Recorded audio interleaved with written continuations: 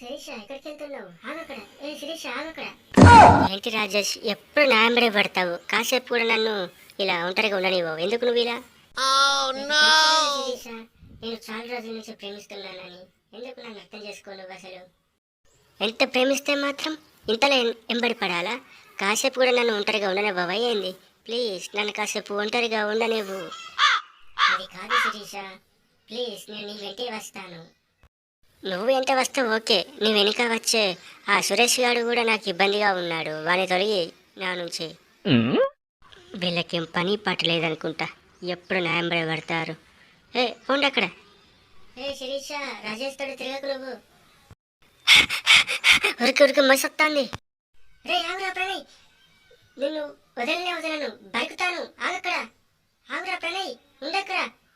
తప్పించుకుని పోయిండు ప్రణయ్ గాడు. మళ్ళీ అయితే రాని వాడిటు వాని సంగతి చెప్పాలి మనం. హేమేంద్ర, ప్రణయ్ గారు దొరికిందా మీకు? అక్కడనే ఉన్నారా మీరు? పట్టుకోండి వాడిని, నున్నగా బరికి పారేద్దాం.